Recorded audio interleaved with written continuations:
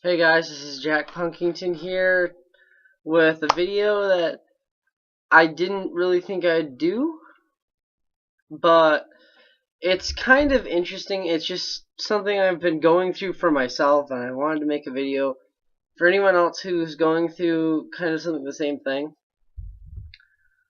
Overprotective versus clingy versus calm. Now for me, I'm a very clingy guy. Any of my exes and my current girlfriend can tell you I'm very clingy. I try not to be overprotective. I'm not really a jealous type guy. I do get jealous, but like not outwardly. I get inwardly jealous, and I just kind of don't do anything about it.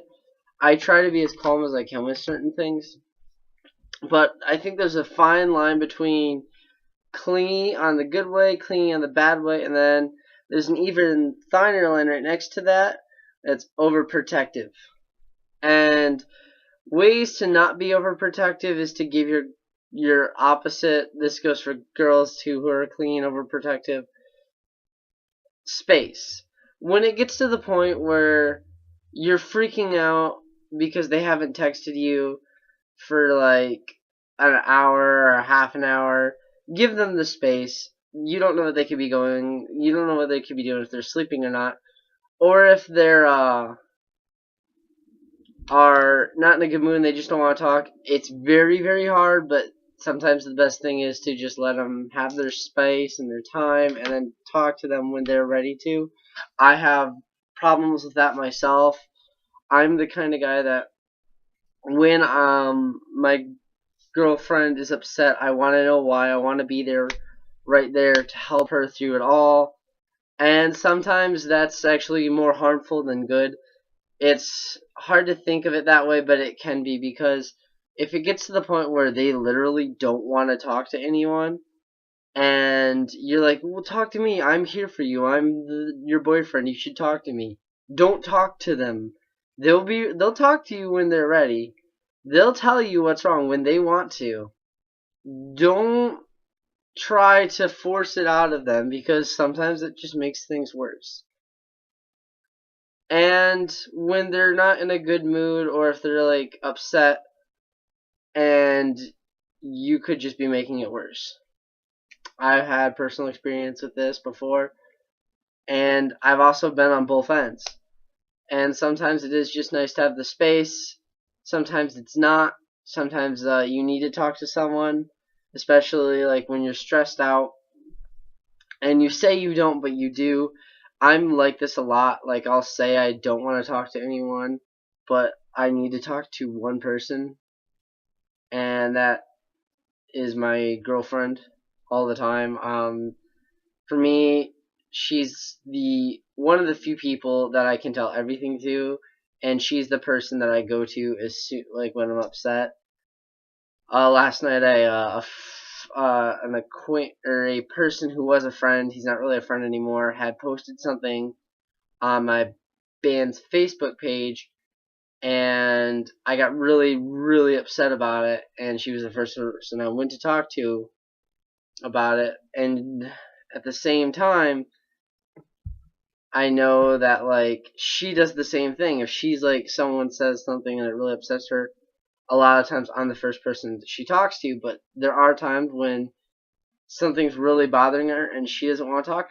And the hardest thing for me that I'm forcing myself to learn is to let her have her space. I'm not really like that where I need the space. I like talking to people when I'm upset, but sometimes it is best to just let the person have space. Um, for this, for anyone, overprotectiveness is when you've gotten to the point where, you know, you can't hang out with your friends because you have to talk and hang out with me. You can't go do this. You can't go do that. I've never been to that point as a boyfriend, and I'll do my hardest to never get to that point. I've seen guys like that, and that's really just not good. That ends relationships really quickly, or sometimes, or it could actually lead to abusiveness, and that's just not right. If a guy is being abusive, I think he should be taken out back and beaten up. But that's just my personal opinion.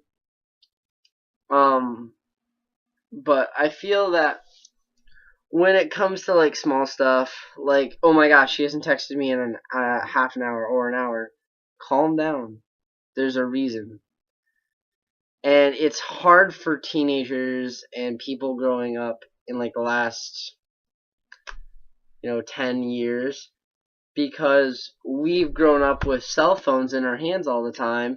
I mean, I've got my new Android, my iPhone, which I can still use, is basically a small tablet, and an old BlackBerry, which I could still hook up to the internet and use if I really wanted to. My computer, my tablet's being fixed, but my tablet, my 3DS, I can talk to people on any of these like this. And growing up with stuff like this, it's kind of ruined my generation, and I feel like all the generations below us, and possibly even a generation or two ahead of us, with like talking and texting. That was me dropping my phone. But with like talking and texting and having to talk to a person every second of every day, and just could have a full conversation while doing this. And it's really annoying to a lot of people, because we've grown up with stuff like this. It's hard for us to be like, give them space, because I have the power to text someone right now and talk to them for 15 minutes, and if they stop replying, people like would feel upset because, oh, what the heck, the conversation's over? Yeah, it's over. Grow up. I know I'm saying this, and I'm with the generation that needs help with this, including myself.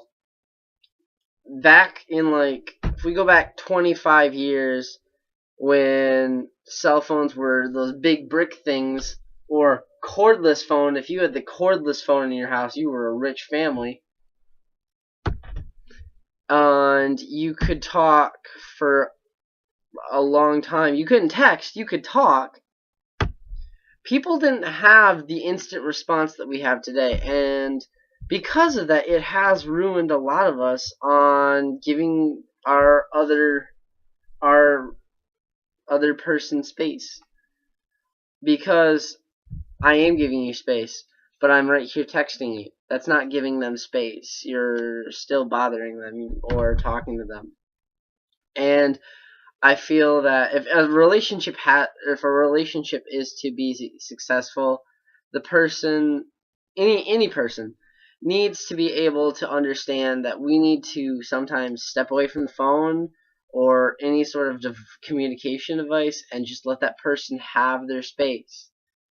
And just let them do what they need to do. When they want to talk to you, they'll talk to you. And with growing up with stuff like this, it's given us a feeling of, oh, if she's not going to talk to me, then she doesn't care about me. Or if he's not going to talk to me, then he's obviously cheating on me. No. I mean, go back to the 80s when there were no cell phones.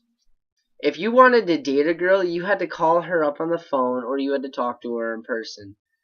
And with regular relationships, you wouldn't get to talk or see her every minute of every day. Maybe you could walk downtown and hang out with them or walk to their house, but you weren't talking to them every minute of the day. And relationships, I mean, even back then, there were still ways to be over clingy and stuff, but it wasn't as bad as today, where we have such a short attention span that we can't distract ourselves with something else, that we have to be focused on this person. We don't need to talk to them every second of every single day. Yes, sometimes it's very good. In fact, myself, I enjoy talking to my girlfriend as much as I can. But sometimes you have to give them their space. And I feel that if any relationship is to be successful, that we as a generation and the generations below us have to learn this lesson. It's harder for us to learn because we grew up with the technology that we have, when the generations before us didn't, and they were able to keep a conversation going without looking at their phone, or they were able to not be so clean and tight, and I want to be with you every second of every day in a way that's a lot different with us. Don't get me wrong, I still feel somewhat clingy like that, but I need to be able to give my girlfriend space when she wants it. And any other relationship, the respected other needs to do the same for any other person. Well, I hope this video helps for you guys, and if you want me to make a follow-up video, I know I didn't explain it too well on this, but it just came in my head. Let me know. I hope this is helpful, and remember, listen to 38 Special. Just hold on loosely, but don't let go, or else you're going to lose control. This is Jack Punkington, signing out. I love you all.